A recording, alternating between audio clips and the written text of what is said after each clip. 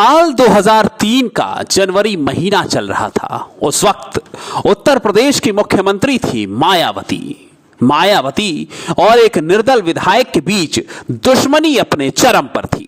वो विधायक कोई आम आदमी नहीं था, वो उत्तर प्रदेश के राजघराने से ताल्लुक रखता था।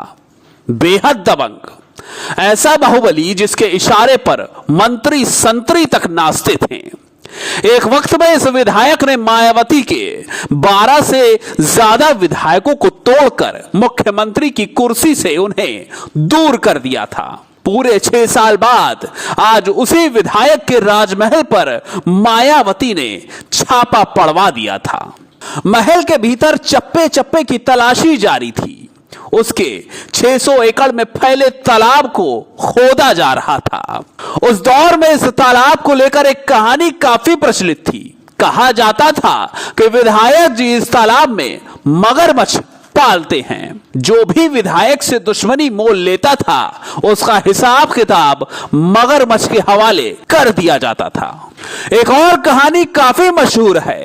तालाब की तलाशी के दौरान एक इंसान का कंकाल मिलता था। कहा जाता है कि उसी इंसान का कंकाल था जिसने एक बार उस विधायक की गाड़ी को टक्कर मार दी थी, जिसके बाद विधायक के लोगों ने उसे मारकर तालाब में फेंक दिया था। इधर महल की तलाशी के दौरान उस विधायक के घर से AK-47 मिलती है।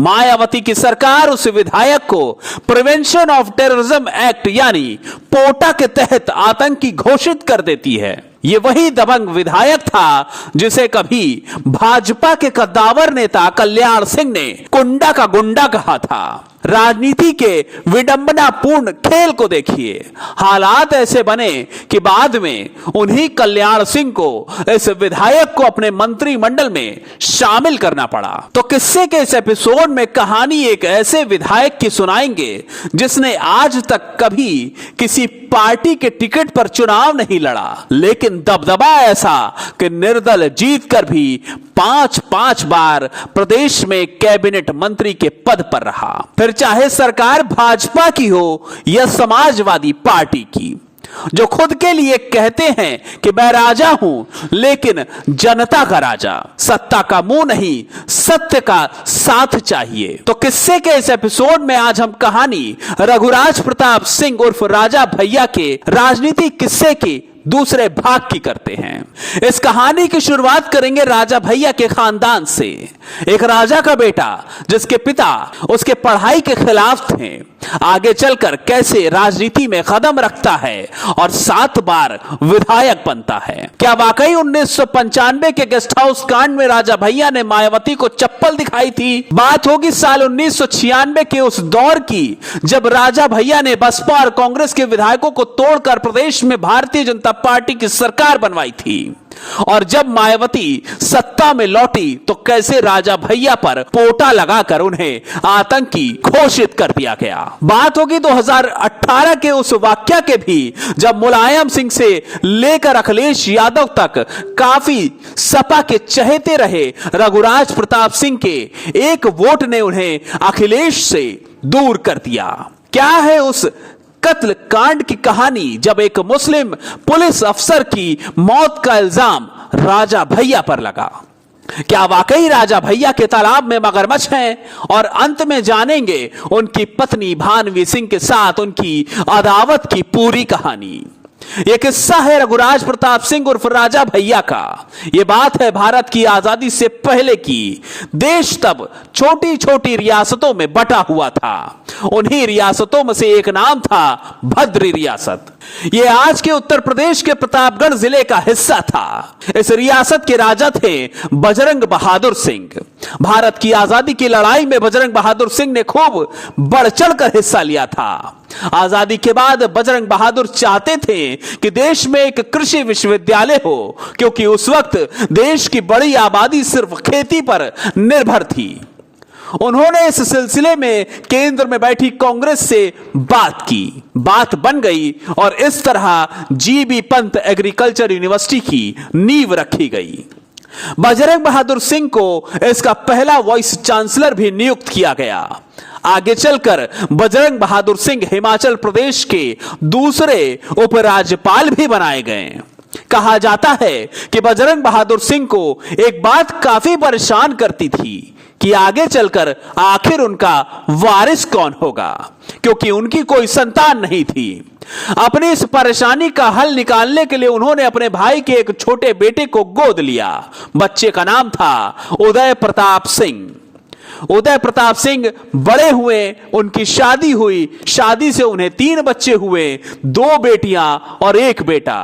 इस इकलौते बेटे का जन्म 31 अक्टूबर 1967 के रोज हुआ। नाम रखा गया रघुराज प्रताप सिंह, जो आगे चल के राजा भैया के नाम से मशहूर होने वाले थे। रघुराज प्रताप सिंह यानी राजा भैया के पिता उदय प्रताप सिंह प्रतापगढ़ में अपना एक अलग रसूख रखते थे। रखे भी क्यों ना, राजघराने की संतान थे।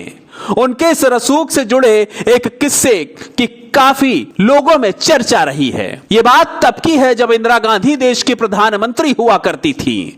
उदय प्रताप सिंह की रियासत यानी प्रतापगढ़ कांग्रेस की पारंपरिक रायबरेली सीट से बेहद करीब था।